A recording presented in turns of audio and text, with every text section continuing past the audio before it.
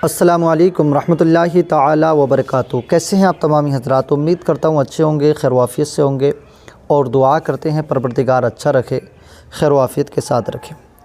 आपने कई रोज़ से आप एक वीडियो देख रहे होंगे जो कि उत्तर प्रदेश के मेरठ की वीडियो है, जिसको आपने बारहा सुना होगा कि उत्तर प्रदेश के एक लड़के को जो है सऊदी अरब की गवर्नमेंट ने जो है फांसी की सज़ा दी है और उसको 1-2 दिन में फांसी होने वाली है।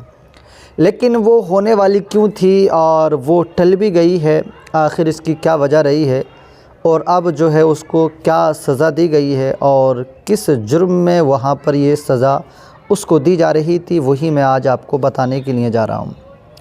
मेरठ का एक लड़का है जिसका नाम है मोहम्मद ज़ैद। ये 2018 में अपने मुल्क हिंदुस्तान को छोड़कर सऊदी जाता है, किस लिए कि चलें अपनी ज़रूरतों को पूरा करते हैं, खाते कमाते हैं और सुकून की ज़िंदगी गुजारते हैं। अपने यहाँ से जाता है, जाने के बाद में वहाँ पर इसने ड्राइविंग की एक नौकरी की और जो है एक के यहाँ पर ये ड्राइविंग करने लगा। लेकिन कुछ दिन इसने 2 साल करीब उसके यहाँ पर ये नौकरी की, लेकिन वो नौकरी थोड़ी कम थी तो इसको एहसास हुआ कि इससे तो मेरी ज़रूरतें पूरी नहीं होंगी, फिर अपने घर वालों को और अपनों को क्या मैं दूँगा। आखिरकार इसने वो नौकरी छोड़ी और दूसरी जगह ये ज्वाइन कर लेता है। इसने पर एक दूसरी जगह पर नौकरी ज्वाइन कर ली और वहाँ पर भी ये नौकरी करने लगा। लेकिन वहाँ पर जिस गाड़ी को ये चलाया करता था, कुछ दिन के बाद में उस गाड़ी से इसका एक एक्सीडेंट हुआ और उस गाड़ी में एक नुकसान हो गया जो काफ़ी बड़ा नुकसान था, यानी 10-20 हज़ार रुपये कमाने वाले के लिए काफ़ी बड़ा नुकसान वो था। लेकिन ये उसकी भरपाई नहीं कर सकता था। मालिक ने कहा कि इसका जो नुकसान हुआ है वो सारे का सारा तेरे ऊपर है, इसको मैं तेरी ड्यूटी से कट कर लूँगा। और ना तो पैसा लगाकर इसको सही करा, लेकिन इसके पास इतना पैसा ना था और इसने अपने दिल में सोचा कि अगर मैं यहीं पर नौकरी करूँगा तो ये मुझे अब सैलरी भी नहीं देगा। आखिरकार इसने उस वाली ड्यूटी को भी वहाँ से छोड़ा और ये अब तीसरी ड्यूटी तलाश करने लगा।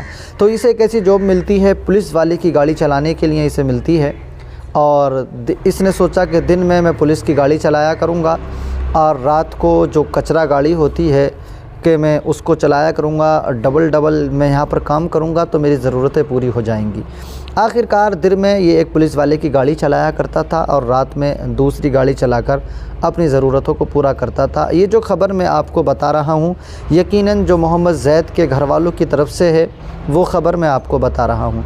मोहम्मद ज़ैद के घर वाले जो बता रहे हैं वही मैं आपको बता रहा हूँ, ताकि सच्चाई क्या है और क्यों उसको वहाँ पर ये सारा अंजाम और सारा कुछ से सोचने के लिए यानी देखने के लिए मिल रहा है, आखिर इसकी क्या वजह है। तो इसने ये काम करता रहा। आखिरकार ये कुछ सामान पुलिस वाला इससे भेजता था और ये उसको लेकर के जाया करता था। लेकिन एक दिन पुलिस ने जब पकड़ा तो पता चला कि जो सामान इसे दिया जाता था वो नशीला सामान हुआ करता था, जो कि नशे की चीज़ें हुआ करती थी और जो वहाँ पर यानी गैर कानूनी चीज़ें थीं।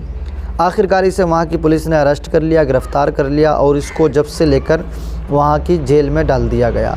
लेकिन अभी 2024 में शुरू ही में फ़ैसला आया कि इसको वहाँ पर सज़ाए मौत सुना दी गई थी, मौत की सज़ा, और अभी तारीख़ नहीं दी गई थी।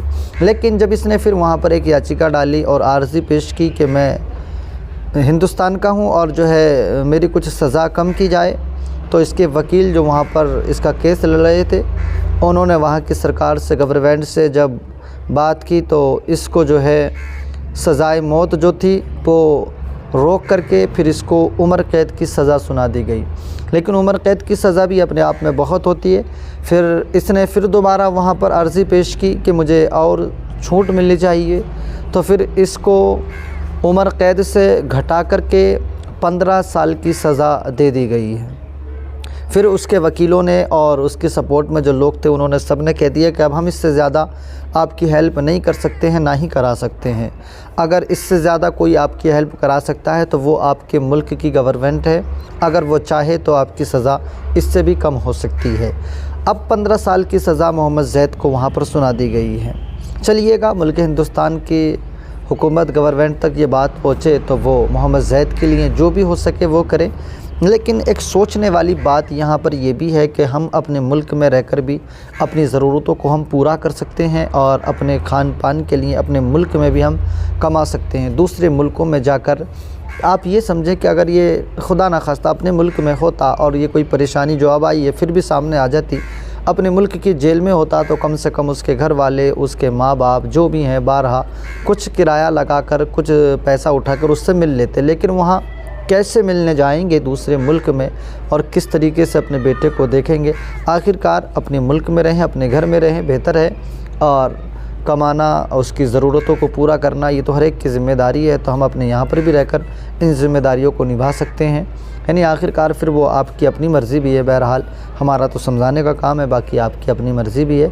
अल्लाह करीम हम सबको अमल की तौफ़ीक दे और मोहम्मद ज़ैद को अल्लाह तबारक व तआला किसी न किसी तरीक़े से मौला परवरदिगार मोहम्मद ज़ैद की रिहाई का इंतज़ाम और उसके असबाब पैदा फ़रमाए, उसके घर वालों की परेशानियों को परेशानियों से महफूज फ़रमाए, और हम तमाम मुल्क हिंदुस्तान में रहने वालों को अमन, चैन और सुकून अता फ़रमाए। आमीन। खुदा हाफ़िज़।